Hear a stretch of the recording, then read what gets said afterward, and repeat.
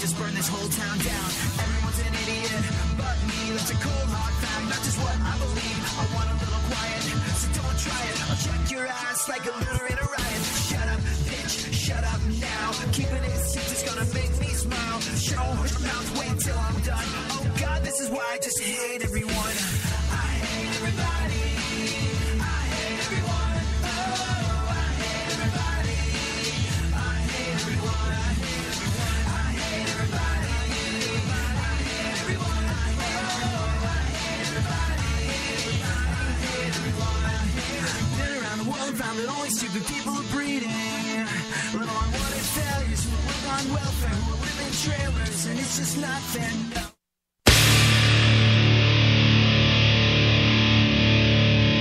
Where the left and right come together for fundamental truths. AD on the radio. Do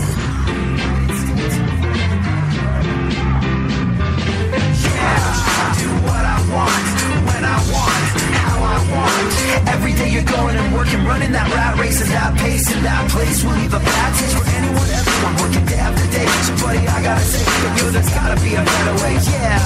And you do it this. So, you know the incredibly deep voice guy that says, and now, AD on the radio. The guy with the real radio voice that makes us sound like we're passable just by announcing our presence. That guy, Funkhauser. The Shadow knows. Shadow Stevens. Shadow Stevens. He is he's not kind of a radio legend. He is a radio legend. Like Howard Stern will talk about him on his show and how like if he'd done things right, he would have ended up more like Shadow Stevens. He was like that guy with his awesome voice and his awesome good looks, just hanging out, enjoying his money, not putting himself through any of the stress that I'm putting myself through. How did it come to pass? This guy is the voice of our show, Funkhauser. Like, he's my friend. He's my friend. I thought he thought we were good. It's just because he's your buddy. Yeah. Well, I mean, he thinks we're good, too. He doesn't do just anything for anybody. Oh, okay. Well, yeah, I like that answer. All right, cool. And you can see his daughter, Amber, on ABC Family on the series Greek. And she was also in 22 Jump Street. So there you go. Oh, no kidding. Mm-hmm. Wow. Family royalty, I guess. Yeah. So a family show business dynasty. And Shadow Stevens is celebrating his birthday today. Happy birthday, Shadow Stevens. This is Shadow Stevens' birthday. It's Shadow Stevens. No, I can't even come close to. It's like either you have it or you don't.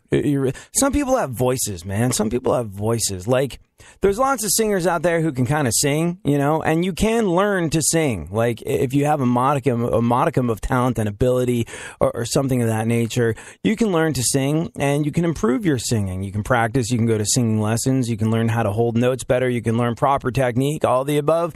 But as much as you can learn to sing and as much as you can improve your singing, one thing that you can't do anything about is the voice that was given to you by your creator. And some people can sing and other people just have a voice that was given to them by something or someone else. Singers have this. And Shadow Stevens has that in terms of just his speaking voice. Billy Gibbons from ZZ Top, he has that too. Oh, yeah. This guy? Have mercy. This is Billy F. Gibbons right here, and you're listening to AD on the radio.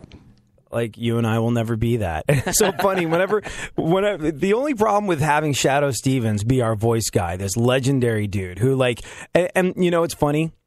Like, everybody that I work with around here, nobody knows what the hell I do, you know, in terms of the talk radio stuff. Everybody sees me as like this afternoon rock guy, which is great.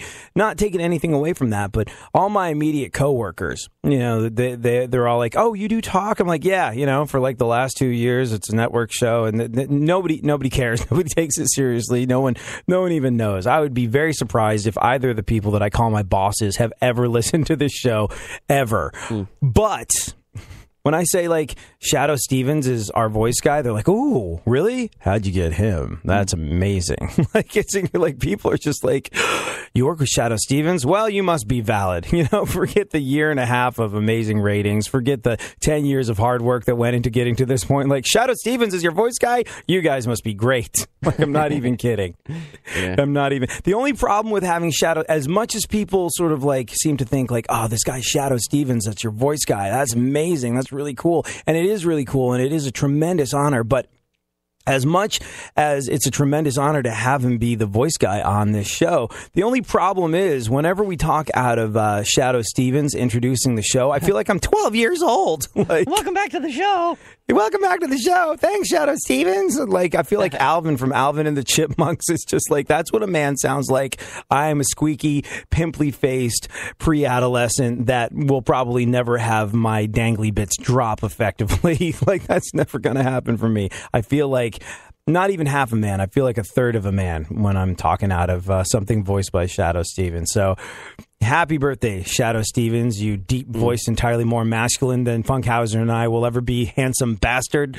Good for you at having made it for another year. Mm-hmm. I'm eating a donut for you. Oh, you're Here's eating donut day. Oh, a donut day. It's donut day Like- and leftover Halloween candy day. And I went to the break room today, and some rich person left all their like full-size candy bars, Snickers bars. So I snagged like 5 of them. Hold on. I just like to point out how much of an indicator that is of your financial situation and my financial situation.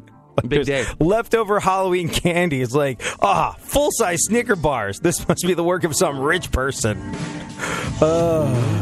Whose job is it to raise your kids? It's your job to raise your freaking kids. And I approve of this. We'll talk about it shortly. Thank you so much for hanging out. Tweet us at ADSXE at FunkFM. iHeartRadio puts the spotlight on Aerosmith. Aerosmith was formed in 1970 when Steven Tyler's Chain Reaction and Joe Perry, Tom Hamilton, and Joey Kramer's jam band merged. Tyler insisted that he be the frontman of the new group after playing drums and singing backup in Chain Reaction. The band moved into a house together in Boston where they wrote and rehearsed their music. They picked their name when Kramer talked about how he would scribble that word over his notebooks, inspired by Harry Nilsson's album Aerial Ballet. Everybody's talking at me. Aerosmith was chosen over the Hookers and Spike Jones, and they played their first gig at a high school in November 1970. Brad Whitford was added as a rhythm guitarist in 1971, and the group's primary lineup was set. Aerosmith continued to play club gigs until 1972, when they were discovered and signed to a record deal. In 1975, Toys in the Attic dropped and made them international stars with hit singles Sweet Emotion and Walk This Way.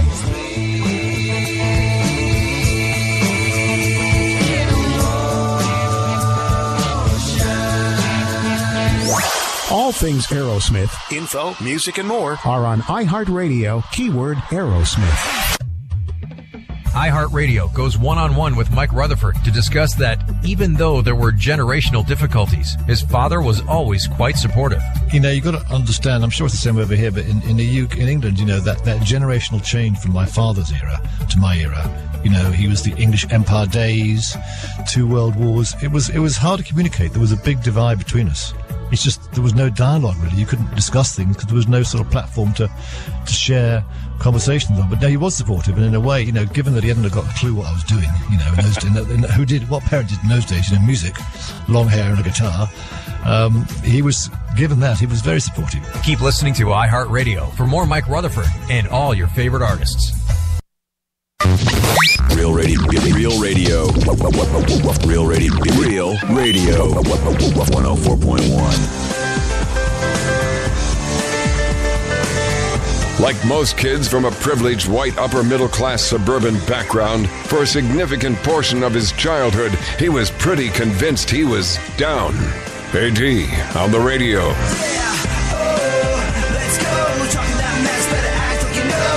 Oh, let's go tonight. Walk away, punk, yeah, bitch. That's right, I know this. You're nothing but a punk, bitch. You're nothing but a punk, bitch. So walk away, yeah, yeah. You've been talking about me for a long time. So I got to be real with you. A little depressed. Is it weather related?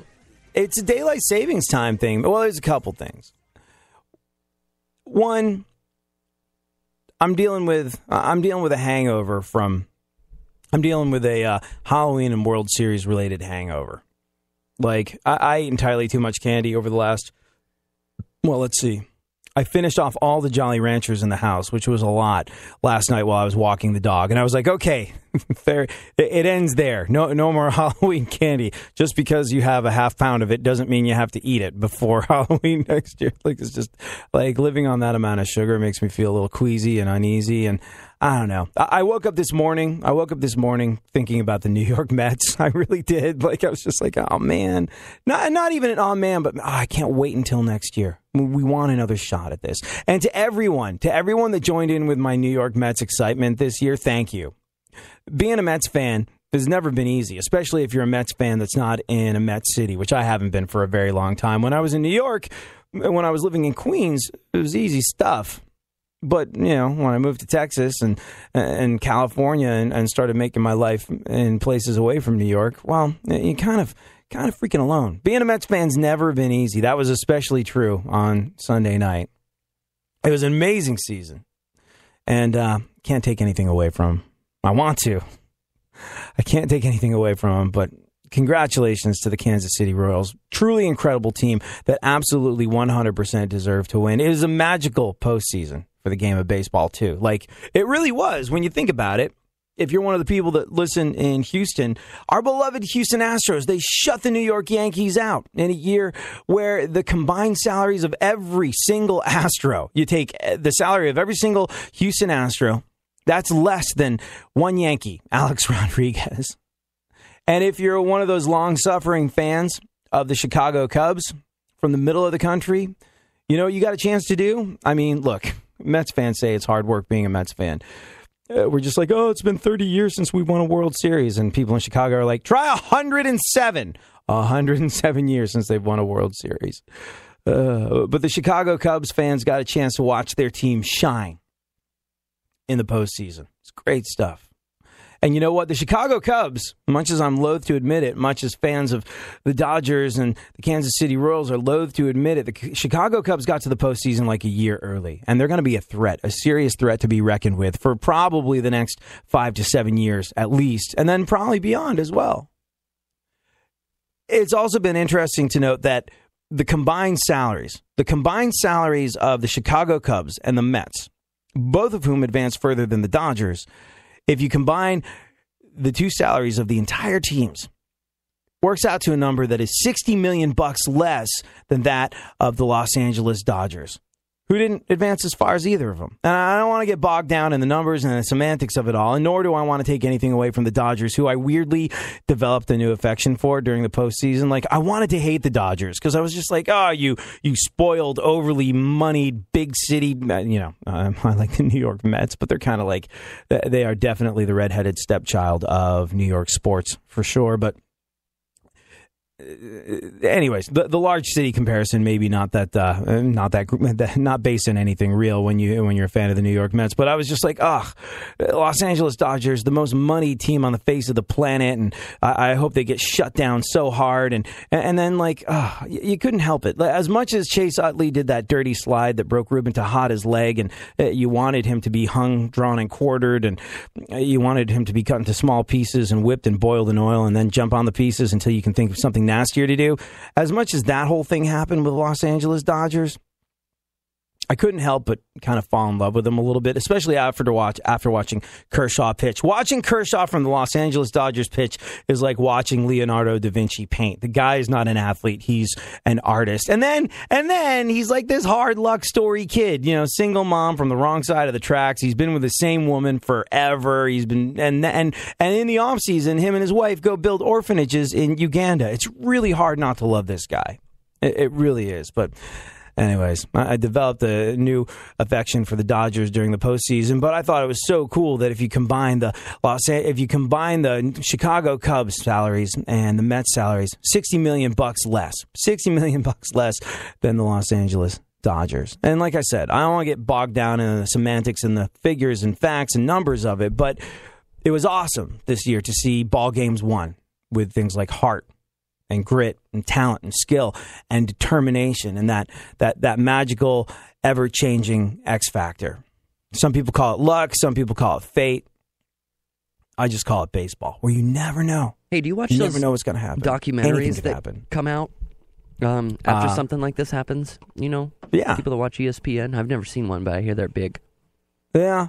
No, I've been watching a lot of it's just like, when your relationship goes wrong and it looked like it was going well, you kind of do that analysis afterwards, like what exactly did happen? And so, it does nobody any good whatsoever. I mean, well, I guess if you're in a relationship and you're trying to figure out what went wrong, if you're just like, if you get to the point where, you're analyzing your own relationship. If you're analyzing your own relationship and you learn from it that, like, hey, occasionally, it would be good if my skid mark underwear made it to the hamper instead of me leaving it on her pillow. That'll help me keep another female living in my home in the future. Your own post-game analysis is helpful to you.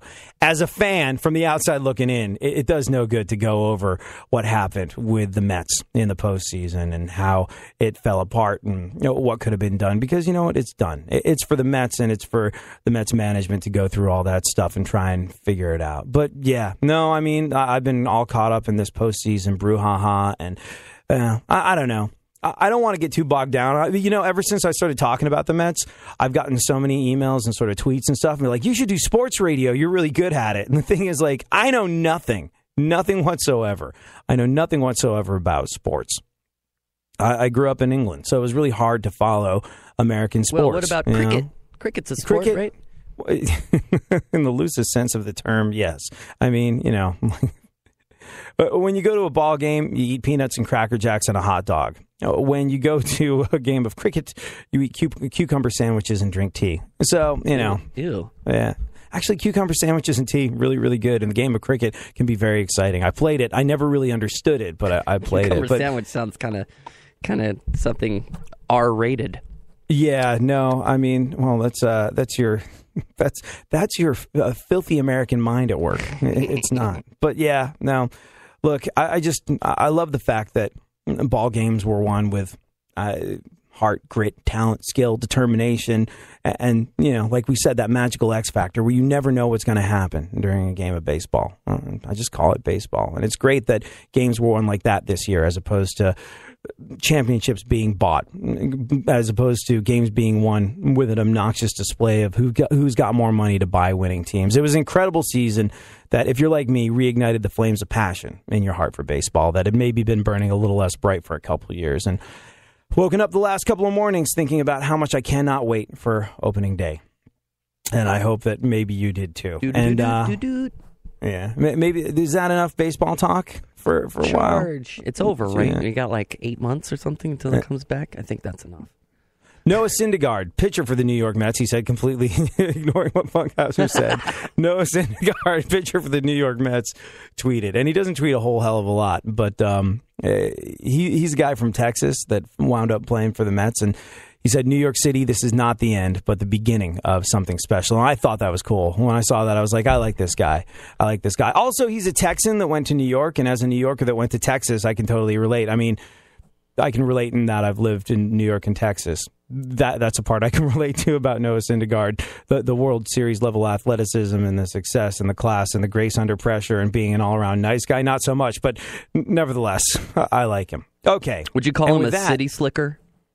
Is he no, he is the exact opposite of a city slicker. Maybe his sort of like friends and family in Mansfield, Texas, or like Manville, Texas. He's from not that big of a town in Texas, and I would imagine now he's gone off to New York City. There's probably friends, family, relatives, and loved ones that call him a bit of a city slicker now. But there you go. Anyways, today in the show, whose job is it to raise your own freaking kids? It's your job to raise your own freaking kids.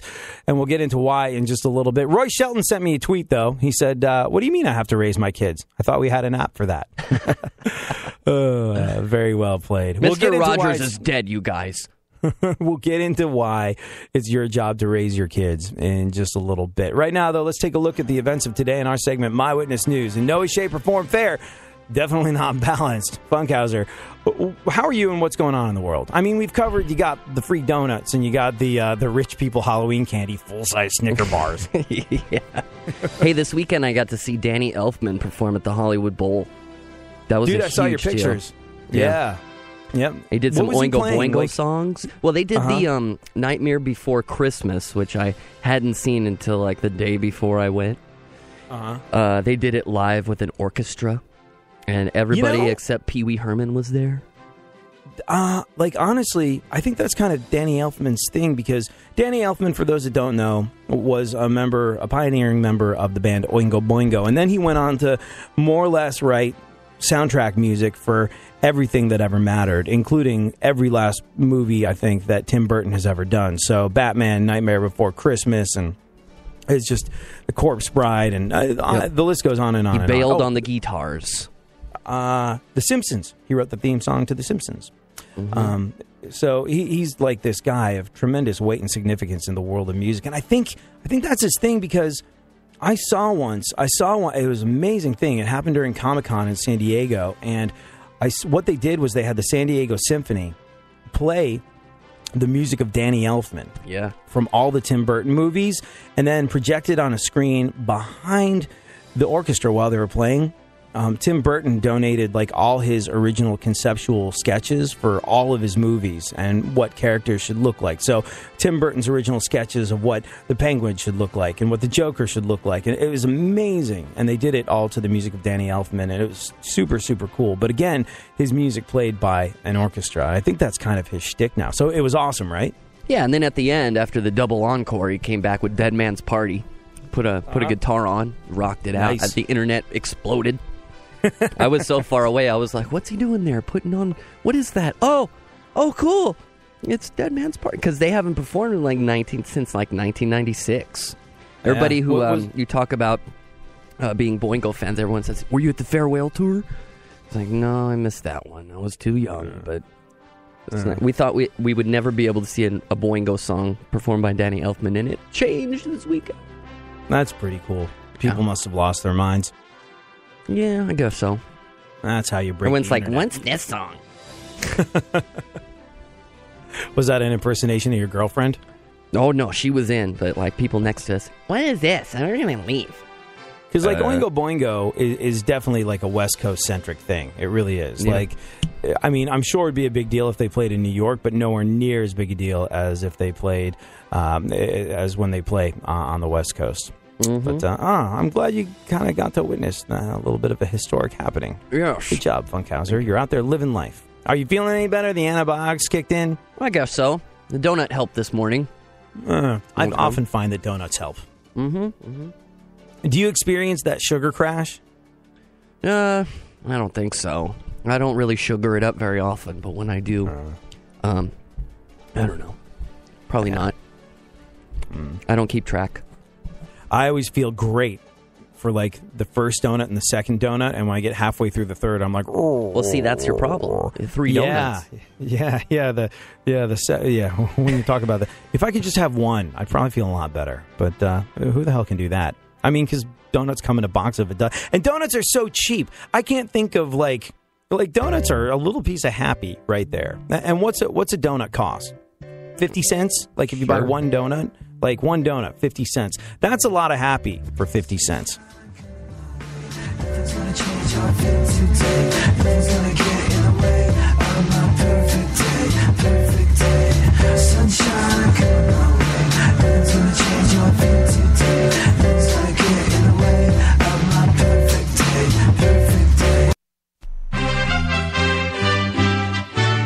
This is USA Headline News. I'm Melody Burkett. Investigators still looking into why a Russian plane crashed on Saturday. The director of national intelligence says he's not ruling out that ISIS could have shot it down. We don't have any direct evidence of any terrorist involvement yet. James Clapper said it's unlikely the terror group brought the plane down, but he wouldn't rule it out. While saying there was no direct evidence of terrorist involvement, he added there is a very aggressive ISIS chapter in the Sinai Peninsula where the plane crashed. An ISIS-affiliated group has claimed it shot down the aircraft. All 224 people aboard the Airbus A321 were killed when it crashed Saturday. New House Speaker Paul Ryan calls himself humbled and eager as he embarks on his new role. In a Capitol briefing, the Wisconsin Republican said the House will try to move legislation this week to provide long-term funding for transportation projects. You're listening to USA Radio News. I'm Melody Burkett. In the beginning, man had to painstakingly brave the elements and scale the highest mountains just to deliver the good news. Hear ye! Hear ye! Now they just go to ChristianPress.com. It's fast, affordable, and much easier on the joints. Quickly and painlessly deliver your message with ChristianPress.com. ChristianPress.com connects you directly to thousands of journalists, media outlets, news networks, and social media platforms, ensuring your message hits the mark. Every time, your audio and digital content will be professionally produced, so your business or organization's message stands head and mountains above the rest. So reach your target market and get the results you need with ChristianPress.com. Or call 316-644-6185. That's 316-644-6185. Friends, Romans, and countrymen, lend me your... Okay, Skippy, you can get off the mountain now. We found ChristianPress.com. Spread your good news. Visit ChristianPress.com today. What's next? In the NFL, on Monday Night Football, it was the Panthers beating the Colts 29-26 in overtime. Carolina blew a 17-point fourth-quarter lead, but Graham Gano booted a couple of field goals in OT to get the win, as the Panthers are now 7-0 on the season. Am I on? In the NBA, the Rockets beat the Thunder 110-105. James Harden, 37 points as Houston gets their first win of the season. Cavaliers down the 76ers 107-100. LeBron James had 22 points to become the youngest player in NBA history to top the 25,000-point mark. Clippers down the Suns 102-96. Clippers are now 4-0 on the year. The Warriors crushed the Grizzlies 119-69. Golden State also 4-0 on the year. In baseball, the Washington Nationals have named Dusty Baker as their new manager. I'm Eddie Garcia. We are One Force. iHeartRadio shines the spotlight on Steve Winwood. Steve Winwood's music career began its amazing journey at the young age of 15. As the driving force of the Spencer Davis Group, the group enjoyed a string of chart success by way of such enduring classics as Keep On Running, Gimme Some Lovin', and I'm a Man.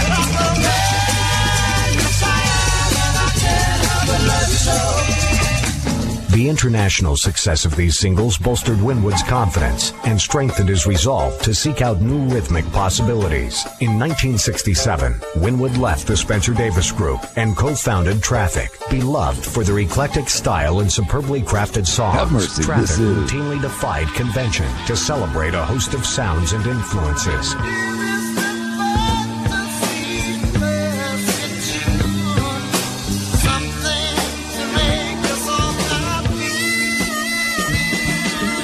Eager to try his hand with other creative partnerships, Winwood left Traffic in 1969 to join a new group formed by Cream guitarist Eric Clapton and drummer Ginger Baker. Rock's first supergroup, Blind Faith.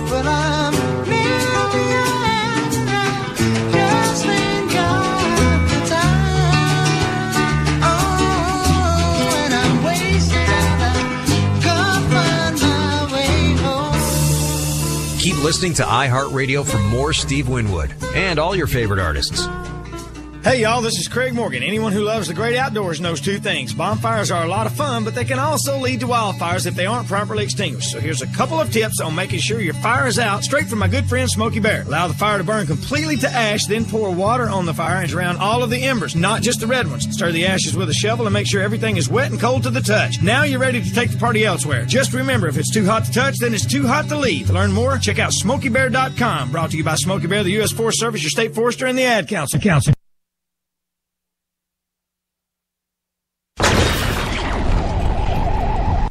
Have mercy. This is Billy S. Gibbons right here, and you're listening to AD on the radio.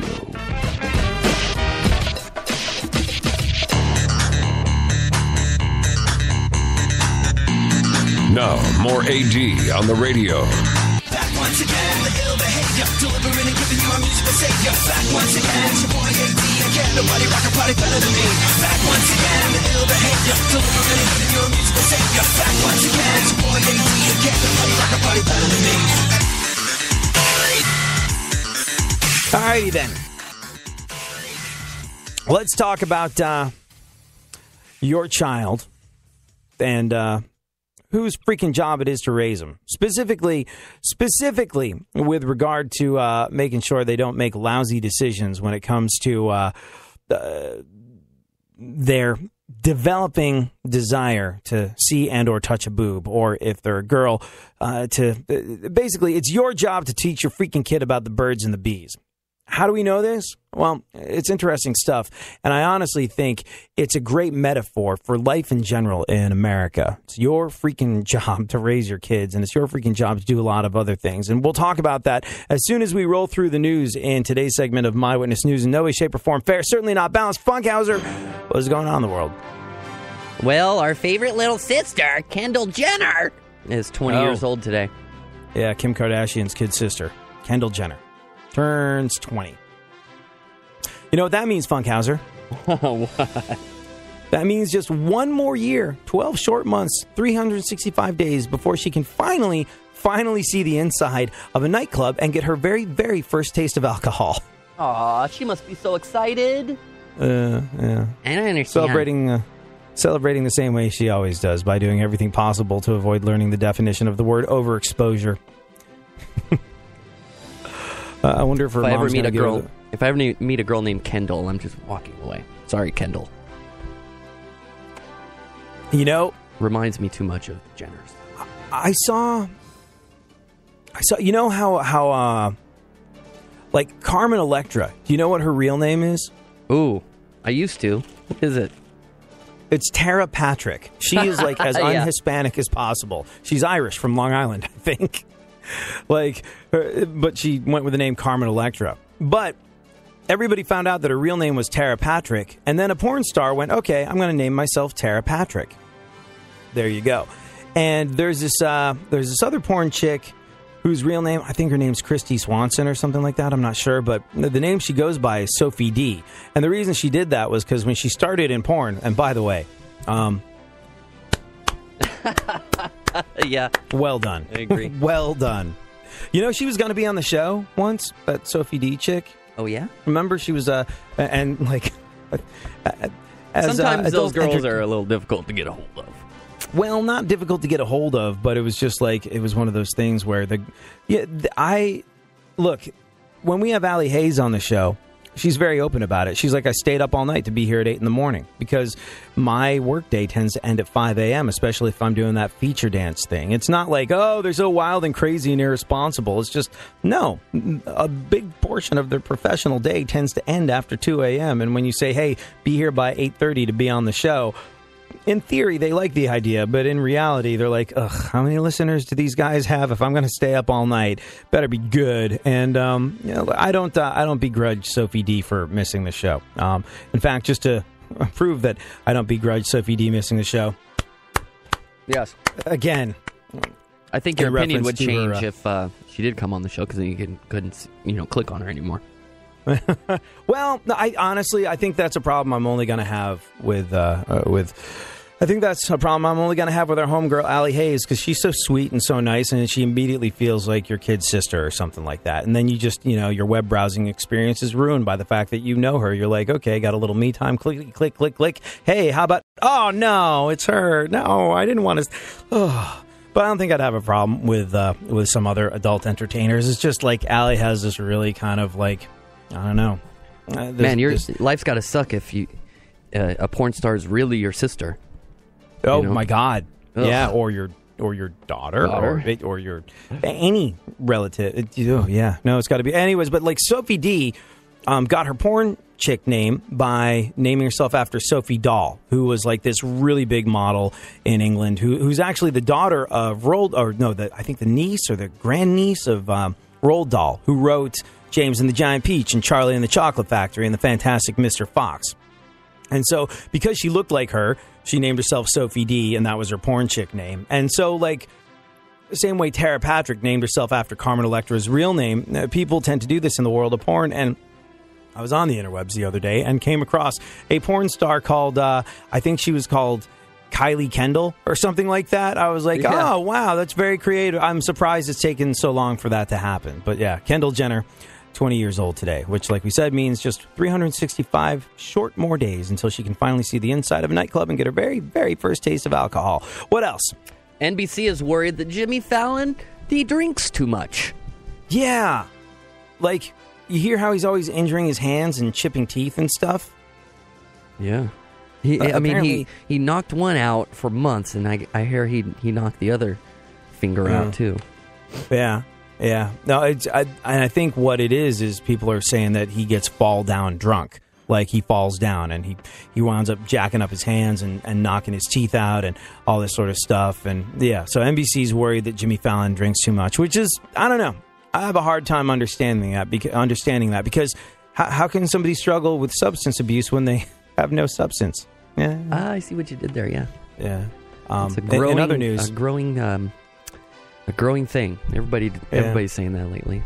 Everybody's worried that Jimmy Fallon is drinking too much. Yeah. NBC's worried. And to which Jay Leno replied, yeah, he definitely does seem like he drinks too much, and he needs to leave the Tonight Show immediately, he said in a very excited way. Yeah. In the meantime, he's like, let's go do Boilermakers till 5 a.m., Jimmy. Clickety, click, click, click. Firstly, he's not excited about vehicles, is he?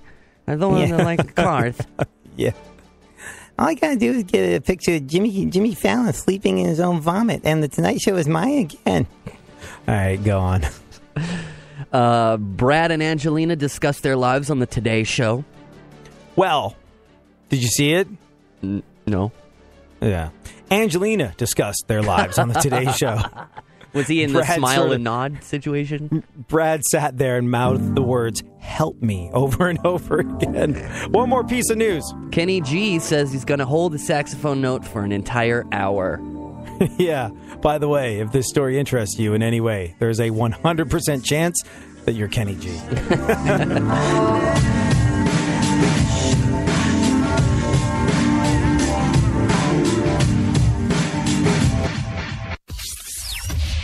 Now, a year in rock spotlight. 1967. Van Morrison, formerly of the band Them, has a number 10 hit as a solo artist with Brown Eyed Girl.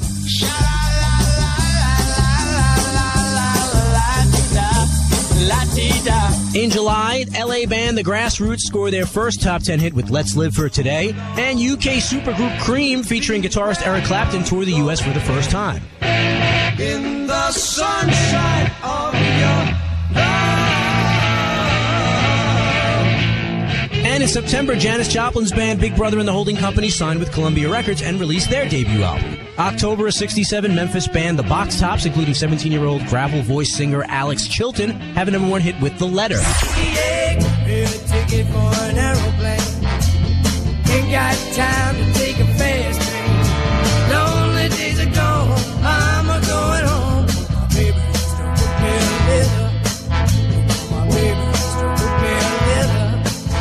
And in November, the first issue of Rolling Stone magazine is published in San Francisco, featuring an interview with John Lennon. The Who have their first and only U.S. top 10 hit with I Can See for Miles. In December, they smashed their instruments on the Smothers Brothers TV show. Keep listening to iHeartRadio for more from 1967 coming up. iHeartRadio goes one-on-one with Mike Rutherford to discuss the art of songwriting. I've learned one thing over the years is that actually you can't control it. You can't force it. You can't analyze it. You can't worry about it.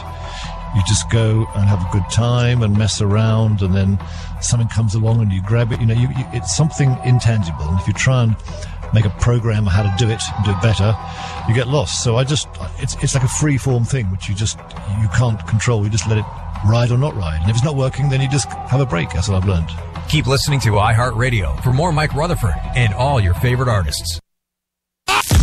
Real radio. 104.1. Now, someone who everybody wants to punch in the face. AD on the radio.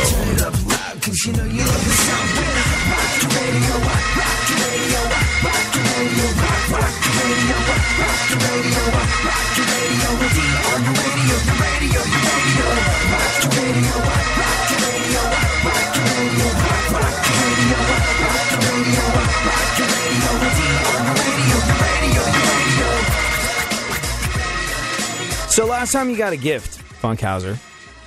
A gift? Did you send a thank you note? I mean, an email. I'm not really one of those guys that writes a card and sends it through the mail. Do you? Apparently there's a whole thing to handwritten notes. Yeah. Yeah, well, yeah, hold on. I I'm trying to probably remember. should. At some point I will. But, 20-year-old Funky. Hi, thanks for the stuff, your friend Barry. I think weird. I think like the large holiday ones. The large holiday. It's just like if I'm ever together, if I get together with family, I think that's kind of just a nice way of extending the holidays because like I have all these younger cousins, these sort of like young teenage cousins that will sort of like dutifully fire off thank you notes. Like thank you for the gift certificate to Barnes and Nobles and the T-shirt and the bag. Like that's like I'll get those notes from them, and because you want to convince them that adults keep the good habits that they're currently establishing as children, you send them back a note saying thank you for the sweater or whatever it is they got you. So like thank you cards can as it turns out be a good thing, as evidenced by comedian Nick Thune. Being thankful, saying thank you, it's huge. When people say thank you, it warms my heart. When they text it, it's a little less. But when somebody sends me a thank you card in the mail, that means a lot. I know they're thankful. And that's why I'm going to write back a you're welcome card immediately. Because no one's expecting the you're welcome card. They're also not going to expect the gift that I put inside that you're welcome card that they're going to have to write a whole new thank you card for. Just because that's the kind of person they are. They've set themselves up to be it. They had to follow through. And I put the same gift in every you're welcome card. Simple gifts, Starbucks gift card. They're perfect. They're just up there at the front of the counter, plus they're free. It's like you can grab as many gift cards as you want. There's no price tag there. No one's going to stop you. Those cards are priceless, just like the look on someone's face when they get one. It's beautiful, They will call you. They will be inside of a Starbucks. They might say something like, hey, Nick, did you put any money on this Starbucks card? And you just say no. That's a gift card. You can put as much money as you want on that thing. You're welcome. Unbelievably well played, even if he is sort of going like, hey, let me see if I can do this thing that Dimitri Martin did, but play guitar a little bit better. Oh, God. All right. Do we want to do more news? What do we want to do? Do we want to do more news, or do we want to talk about that? Oh, actually something that did happen that kind of freaked me the hell out. It's time as parents to panic because, kids got needles, cough syrup, and prescription drugs on Halloween. Did you see this? It's kind of crazy. Really? People today pop prescription drugs like they're absolutely candy. We're aware they're not, but we still take them. And a pharmacy in Quebec City, Canada, somehow managed to accidentally hand out bipolar meds to trick-or-treaters on Halloween. That's what, what that is? That's socialized medicine at work. Yeah, these really are like candy. They don't actually cost anything. You have some, and you have some, and you have some. We can all have some. They cost $1 to make. They cost $1 for you. So no problem.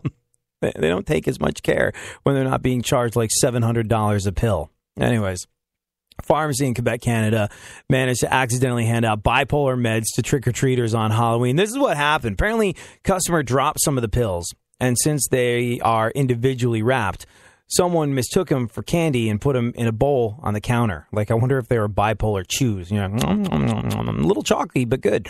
And as kids came by and took the candy, at least 7 of them got bipolar meds instead. Here's the thing. The pharmacist says the pill's not dangerous. Don't have to worry about really anything. There's some potential side effects like suicidal thoughts and sudden cardiac arrest, but it doesn't like... Oh, just those? Yeah, just those. But still, it doesn't look like the pharmacy will be in any legal trouble. Oh, Canada, where you can't commission lawsuits. That's one thing about the cultures that we live in. And if the law is... If the law is the same in Canada as it is in England, when you sue somebody, it's illegal for the lawyer to take a commission on the lawsuit. Meaning, if you're taking a 10% commission, and you sue someone for $10,000, the lawyer can't go, my cut of this is $1,000. It's a flat fee. You got to pay the legal cost, and that's it. So as a result, you have significantly less ambulance chasing going on in places like England and Canada, which, makes it a less egregiously overly litigious society, which I don't know. Maybe it has its pros and cons. The pros being, well, it's not a sue happy society where malpractice insurance shoots through the roof and all the above. But the other thing is, sometimes people who are well within their rights to sue someone can't afford to do it because, they can't afford the flat fee to begin with. I don't know. I don't want to get mired down in all of it. But I do know that as a kid in a band, it was a lot more fun being a kid in a band in England because you can't commission lawsuits because people aren't as sue happy. Mosh pits were a part of the culture there that was loved and accepted. They had rules about, the proper ways to mosh, like don't stage dive feet first. Don't stage dive if you're wearing like Doc Marten boots or something like that, and just be courteous and be careful, have a lot of fun. And for that reason, you would see bouncers in England sort of like giving kids legs up so they could do better stage dives and be more majestic. And just, it was a fun, inclusive thing. Whereas when my band got to America, I remember our accountants and our lawyers being like, okay, you got to start a touring company. It's got to be a limited liability corporation in case someone tries to sue you. They can't go after your personal possessions or your money. I was like, whoa. And they're like, here is a statement saying that you will never encourage a mosh pit. I was like, what? And they're like, yeah, you can't ever encourage a mosh pit. I was like, that's sort of what we do. And they're like, do you ever encourage... Yeah, they're like, do you ever encourage stage diving? I was like, yeah. And they're like, hold on, do you ever stage dive? I was like, And they were like, oh, my God, you are 18 million lawsuits waiting to happen. And that was the big difference between being a kid in a band in England and being a kid in a band in America. Not so sue happy. But, yeah, so no legal action against the Canadian pharmacy that handed out bipolar meds instead of candy. The bipolar meds with the side effect of cardiac arrest and suicidal thoughts. No one's suing them because it's they're all like, sorry, not sorry. Sorry, not sorry. Sorry, not sorry. There's no big Canadian dollars to be made off of that lawsuit, so they're in the clear. That's not the only sketchy trick or treating report from Halloween in Pennsylvania. In Kennett Square, Pennsylvania, and Brainerd, Minnesota, there were reports of like sewing needles and candy.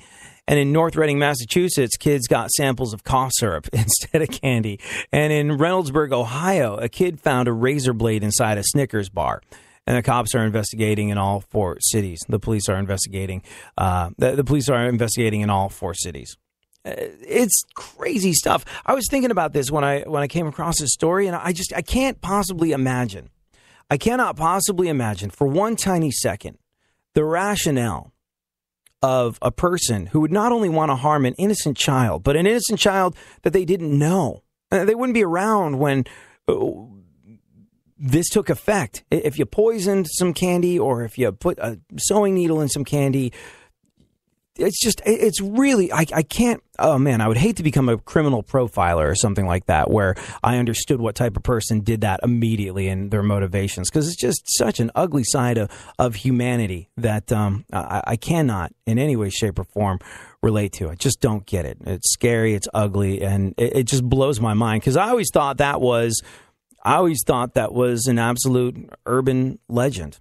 But it brings up an interesting point, and that point is, when you have a kid, it's your job to look after them. Look into their Halloween candy. Look into who they're talking to. Look into what they're doing on the internet. And as it turns out, those difficult conversations that are tough to have with kids, you got to have them. Why? Well, look, most parents don't want to have the sex talk with their kids. Super awkward. And you got to figure that between sex ed and school and talking with their friends and 20 bazillion videos online, they're going to get educated without your talk, right? No, not even close. You're going to be a parent, be a parent. If you're going to bring life into this world, look after that life. You have to suck it up and have the talk. New study out of North Carolina State University found that the best way to get kids to make smart choices about sex, in a day and age where apparently 2/3 of the population has herpes, and everyone thinks, oh, herpes, it's itchy. No, maybe for a guy it's itchy and it's unpleasant. For a girl, it increases the risk of getting cancer of your reproductive organs. It's a big deal. It is a big deal. You got to talk to your kids about this and everything. This new study out of North Carolina State University found the best way to get kids to make smart choices about sex, which absolutely impact every second of their future, is to have their parents talk to them about it. Researchers found that parents' voices, the sound of a parental voice, that manages to stand out in their teenage, hormone-addled brains. Even though they're bombarded with information about sex from a ton of different directions. Scientifically proven that if you have a kid, your voice as a parent stands out in your kid's mind. Teenagers who have the sex talk with their parents wait longer to have sex. And they're more likely to use protection once they do. Teenagers who have the sex talk with their parents get fewer STDs, fewer accidental pregnancies. And look, this is absolutely, I think, a metaphor for pretty much everything to do with your life. You want to bring a child into this world? It's your job to raise that child. It's not the school's job. It's not their peers' job. It's not anyone's job other than yours. That life that you brought in to this world, kicking and screaming, is 100% your responsibility. And a lot of people think, well, only till they're 18. No. Till the day you die, really, as much as it shouldn't be. Till the day you die. The sound of your voice is going to be something that speaks to your children more than anything else. Don't ignore that. It's like what we talk about on this show all the time. Anything external. Politicians. This upcoming election in 2016. The last couple of elections. People sold on these vague notions of hope or change. They just want hope and change. That sounds good. My life's in a hole. I should change it. I need some hope. Where can I get hope and change? Oh, clearly from a politician. Yeah, that's where I'm going to get my hope and or change. No. It's you. It comes down to you. We talk about this all the time. I talk about this with you all the time, mostly because I'm reminding myself. If I'm not happy with the status quo, it's my job to change it. If you don't like the way your day lays out when you wake up in the morning, if you don't like how you feel when you wake up in the morning, you're the only person that has any power or control over that or any influence over that. You don't have control, but you have influence. You make the decision every single day when you wake up that you're going to write your own story and decide how your days go. Don't live at the effect of the rest of the world. Take life by the short and curlies. Have the sex talk with your kid. Have the talk with your boss about how you deserve more and you're going to get more, whether it's there or someone else. Well, look, I'm not telling you to go into your boss's office all half-cocked, but take action for yourself. Make the changes in your life. It's only you that can do it. Thank you so much for hanging out. You know how a lot of times you feel like it's cool to turn the other cheek and give people the benefit of the doubt even when they don't deserve it.